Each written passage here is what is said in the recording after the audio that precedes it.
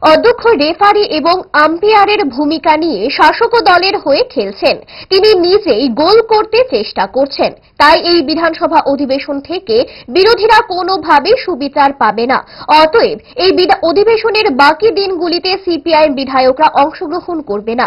সাংবাদিক বৈঠক করে এই কথা জানালেন বিরোধী দলনেতা জিতেন্দ্র চৌধুরী।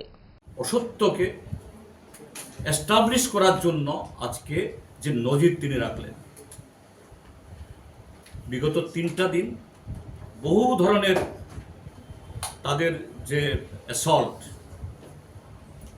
হিউমিলিয়েশন, এটাকে সহ্য করে তবু আমরা জনগণের কথা তুলে ধরতে হবে। ত্রিপুরার যে 42 লক্ষ মানুষের তাদের অসহ্য অপমান ইত্যাদি সূচক ব্যবহারগুলোকে, এবং স্পিকারের যে ধরনের আমাদের এই কণ্ঠস্বর স্তব্ধ করে দেওয়ার চেষ্টা, এর মধ্যেও কিন্তু দেখা গেল যে না, যে স্পিকার রেফারি হয়ে, আম্পায়ার হয়ে নিজেই তিনি শাসক দলের হয়ে খেলছেন,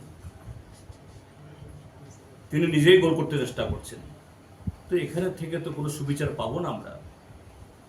কাজে অন্তত আপাতত, আগামী দিন কী হবে জানি না, যে এই অধিবেশনের বাকি দিনগুলো আমরা বয়কট করছি, আমরা আসছি না। গণতন্ত্রের পক্ষে এটা একটা কালো দিন, এই বিধানসভার পক্ষে এটা একটা কালো অধ্যায়, যে কীভাবে গণতন্ত্র খুন হলো আজকে, সারা ত্রিপুরাজ্য আজকে সাক্ষী হলো।